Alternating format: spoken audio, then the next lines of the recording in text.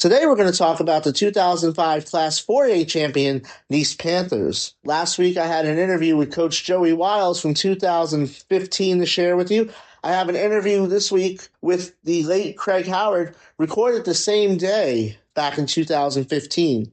Coach Howard was nice enough to carve out an hour during a week when he was preparing for a national championship game with the Southern Oregon Raiders to talk about the 2005 championship with me. Because the only time he had available to talk was midday, I was actually at work at my day job while he was down in Daytona Beach. A little background on Craig Howard. He was hired by Nease in 2003. The Panthers had not made the playoffs since 1994. They were 1-3 all time in the playoffs, as a matter of fact. Their last win prior to his arrival coming against Lee in 1992.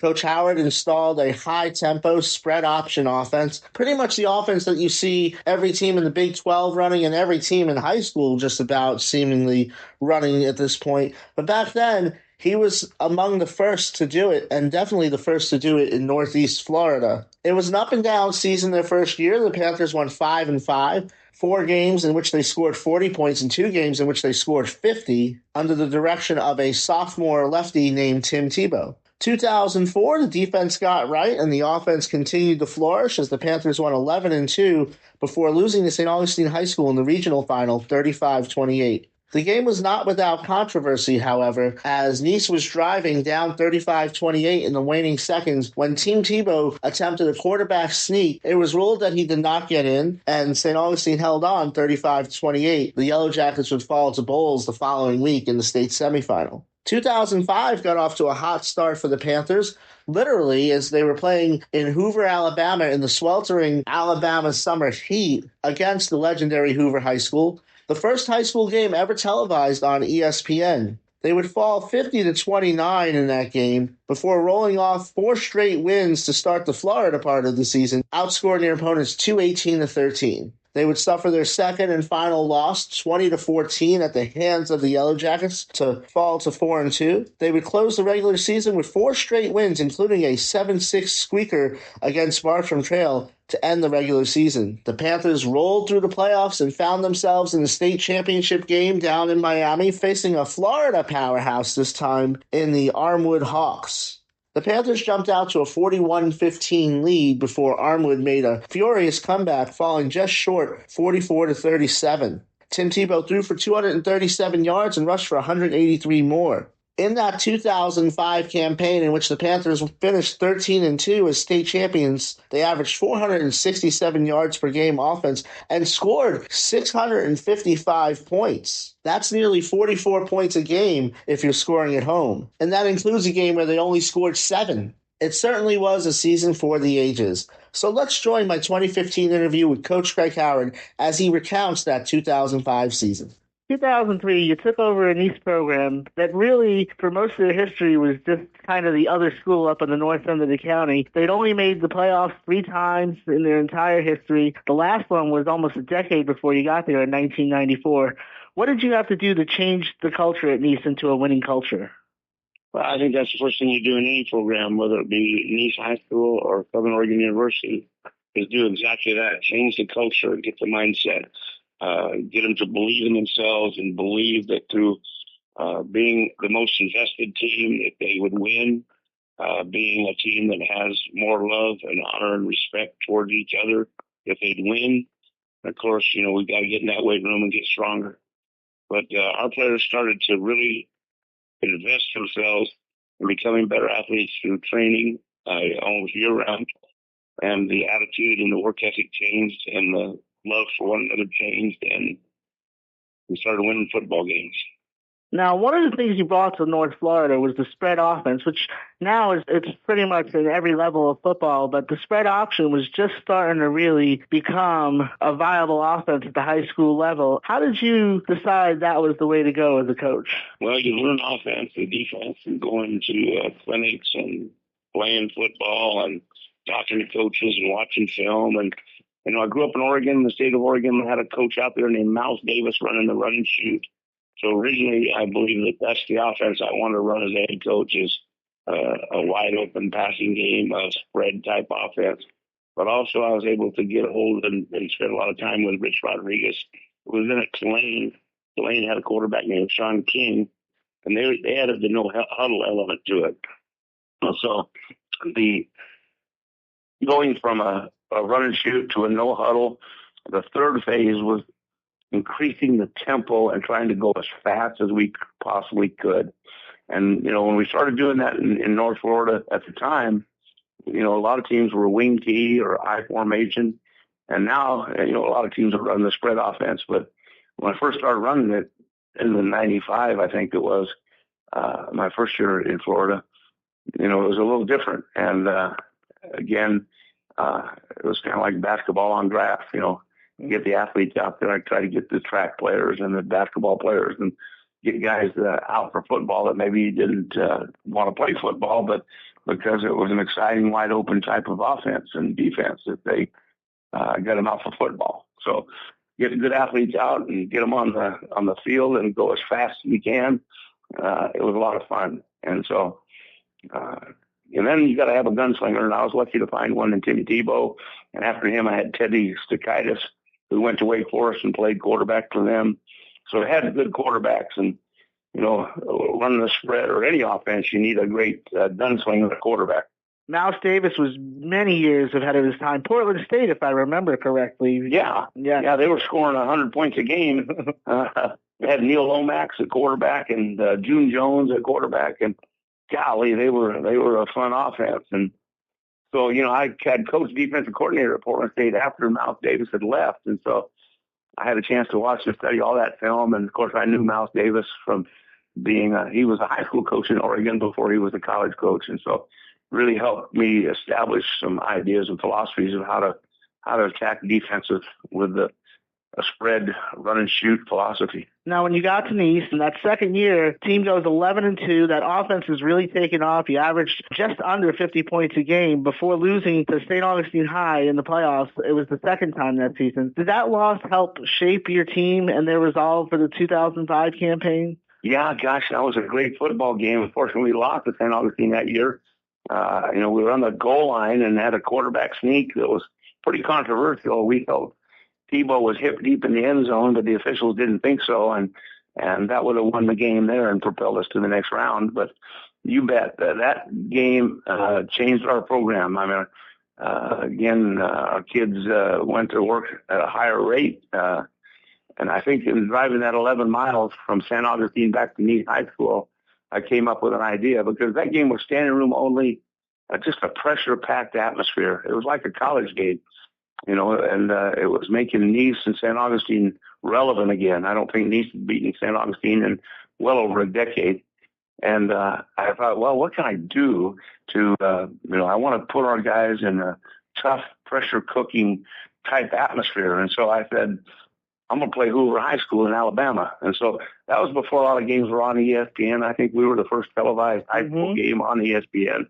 And we played, they were ranked number 1 or 2 in the country on USA Today. And we went up to Alabama and played Hoover in the first game the very next year after losing to St. Augustine.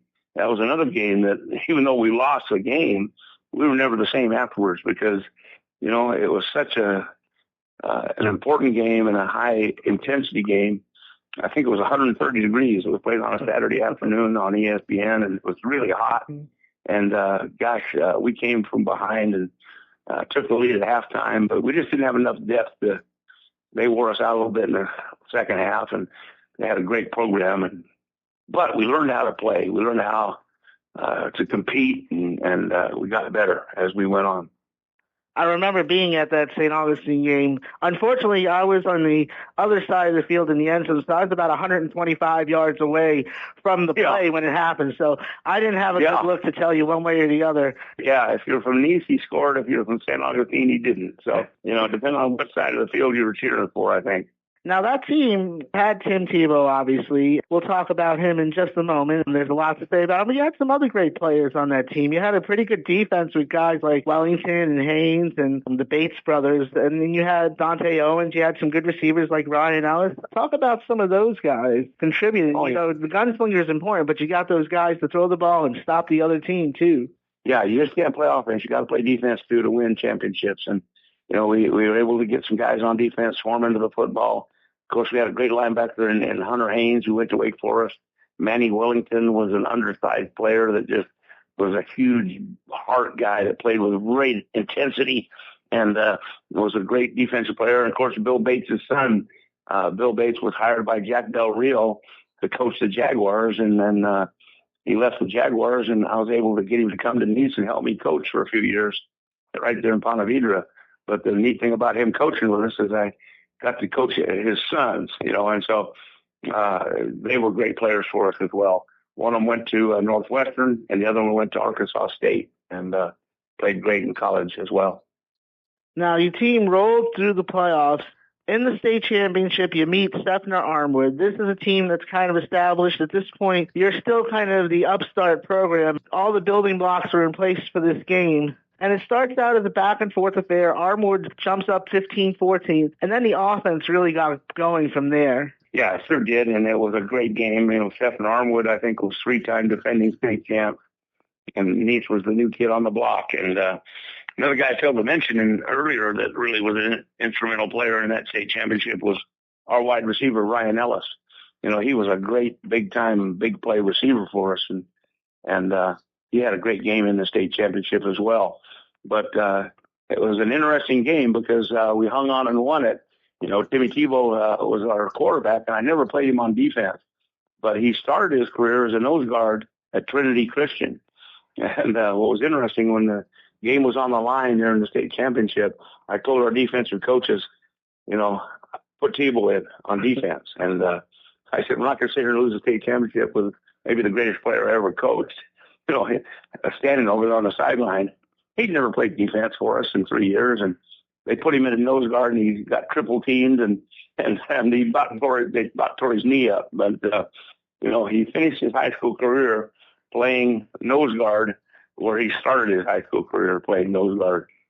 So let's talk about Tim Tebow, the legend, one of the greatest high school players in the state of Florida, one of the greatest players in the history of college football. But on top of that, one of the all-time great people. What is it like to be blessed to have him not only as a football player, but to have him in the locker room and in practice and in meetings? Well, yeah, what a great kid to be around. And, like I said, he came down and talked to our Southern Oregon football team last night. He's humble. He's a winner. He's a warrior, a great Christian young man with the hardest working guy I've ever seen in my life. I've never seen anybody approach practice or workouts with the intensity that Timmy Tebow did. And, he's just a winner. And like you said, he's a great person as well as a player. And, he just plays with great passion. He would practice with a smile on his face. Some kids, they love the games, but they don't like practice as much, where I've never coached a guy that loved practice as much as Timmy. He couldn't get enough of it. So he was a joy to coach, and really helped shape my coaching career, because when you get great players like that, they come along once in a lifetime, and it was so fun to coach him at Nease. So after that, you made the state championship with Ted Stakaitis 2 more times, coming up just short in both games. You went on to Lake City, Columbia, and did some great things there. But what made you decide to make the move back home to Oregon? Well, I had a chance to go back into college football at a school that was 31 miles from where I grew up. Southern Oregon was close to my hometown. I'd been in Florida for 16 years, and so there was a chance to go home to my home state and build another program and build a college program this time. And, before we won the national, the story is pretty much a similar story, and change the culture of the team, install a great work ethic in the players, and establish a real bond and a love between the teammates. But, the first year, we struggled. The second year, we were in the playoffs. The fourth year, we won the national championship. And, before I had gone back to Southern Oregon, they were on the verge of dropping football. And we won the national championship last year. And here we're back in it again. They're not talking about dropping football anymore. When you got to Southern Oregon, you had this belief, and you professed that belief right away, that you were going to come in and build a national championship caliber program. In your 5th year, Saturday, playing for your 2nd national championship, how does it feel to have been able to accomplish all that in such a short time? Well, again, you have to get great assistant coaches they're the first guys you got to surround yourself with coaches and we really believe in coaching guys with love and not cussing them out and tearing them down, but building them up. And no one rises to low expectations. And here's a team that, like I said, they were talking about dropping football for a decade. They'd been getting beat, badly and going 1-9 and 2-8. And here's this guy coming from Florida saying, hey, we're going to win the national championship within 4 years. And you got to either jump in the pool, don't put your foot in the pool, jump all the way in. And so the buy-in factor was great from our player standpoint, that they bought into how hard we were going to work. And, I told our assistant coaches, go out and recruit character first, speed second. You can find guys with great character that can run real fast. You got a chance to have a good player. And so surrounding myself with guys that are not discipline problems. They don't break training rules. I don't have them in my office to chew them out for doing, bad things. They're good kids, good men, and they stay out of trouble. They do a great job of academically pursuing a degree. And the two things I told them that they want to get is a diploma in their hand and a ring on their finger. So some of them are still working on that diploma, but they've got at least one ring on their finger. Now they're going for another one. Gosh, we had a big snowstorm in Ashland right before we left. And it was good to get out of the snowstorm and come to the beaches and see the sunshine of Florida. It's just great. It's almost a reward in itself for getting to another championship. Absolutely, and I spent 16 years in Florida, and I love the state of Florida and had some great memories here. We were in 3 state championships, of course. Well, I know you're looking forward to that rematch on Saturday against Marion down in Daytona Beach. I'll be down at the game. I encourage my listeners, if they have the chance, to take the drive down and try and see that same excitement that we saw all those years back here in St. Johns County. Yeah. I miss in the St. Johns County. I miss being in the state of Florida. And I hope to make it an annual thing to come back here and play in this a national championship. But it's just so fun to come back to Florida, where I spent 16 years as a coach, and see so many of the former players and coaches. They come to practice and games, and it's kind of like a family reunion.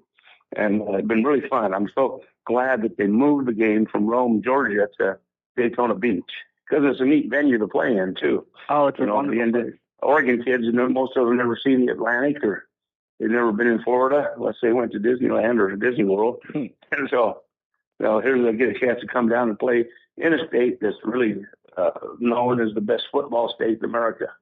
So that is my interview with the late Craig Howard, head coach of the 2005 Nease Panthers. Everybody knew about Tim Tebow on that team. He threw for 3,300 yards and 31 touchdowns against 4 interceptions. He ran for 1,163 more yards and 21 rushing touchdowns. But there were other players that were important too, and he mentioned some of those.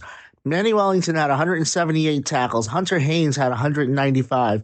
Coach Howard mentions Ryan Ellis. Ryan Ellis had 8 catches, 88 yards, and 3 touchdowns in the state championship game. Finished the season with 101 catches, 1,700 yards receiving, and 15 touchdowns. Kyle Tim Payne led the team with 9 sacks, and Dante Owens led the team in rushing with 1,347 yards. A forgotten part of this Nease offense is they ran for over 200 yards a game as well. Everybody thinks of them as the high-flying passing attack of Tim Tebow, but they really controlled the game on the ground.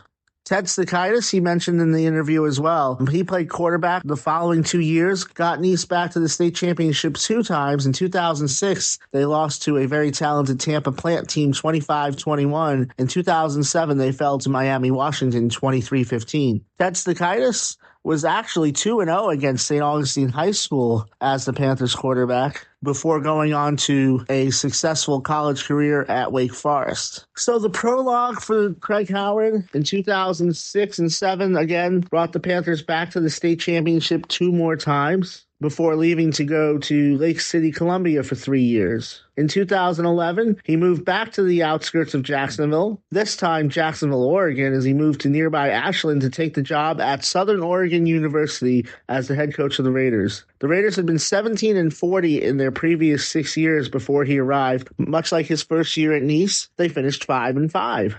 So you see a pattern here. First year, they get back to 500, just like at Nease. Second year, make a deep playoff run. In the fourth year at Southern Oregon, which was 2014, the Raiders won 13-2. Same record as the 2005 Nease Panthers, winning the NAIA championship, scoring 55 against Marion, Indiana. The similarities don't end there. Marion was a football powerhouse at the NAIA level, and Southern Oregon was an upstart. In 2015, in the game Coach Howard was preparing for at the time of this interview, unfortunately, the Raiders would fall to Marion 31-14. The Raiders would slide to 5-6 in 2016, a season that no one realized at the time would be Craig Howard's last. In January 2017, just 13 months after this interview, Craig Howard suddenly passed away. He was 64. At the time of his death, Tim Tebow said he was a mentor and a father figure. And you heard that in that interview. He talked about coaching with love, the importance of his team having love for each other. My first few years covering high school football, I didn't understand this. And I think talking to Coach Wiles in that interview and Craig Howard in this interview, I kind of started to get it. But it took a couple more years. Being around these coaches, I saw that it wasn't just about X's and O's, and it was more about a team that played for each other, that cared for each other.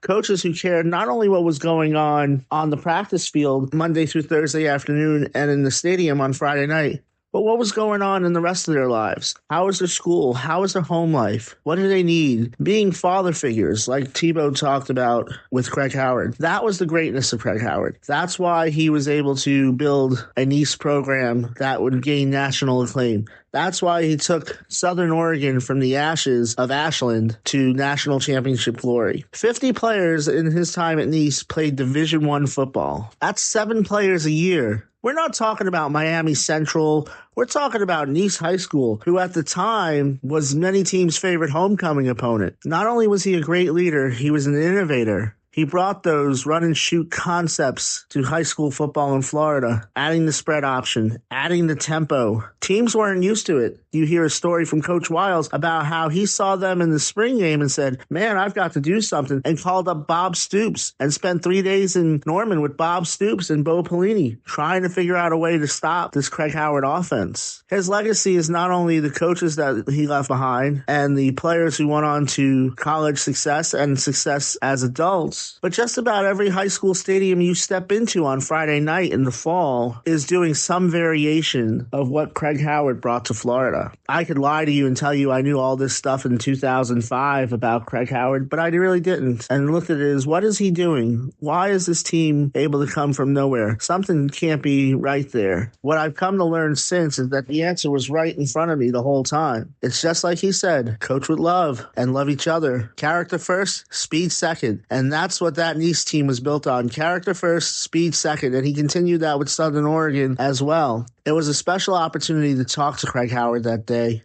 And I always appreciated that he took the time out of his busy schedule and found time for me. And I got to talk to him for a few minutes after the game. He was gracious in defeat. He was a special man, and he will be missed.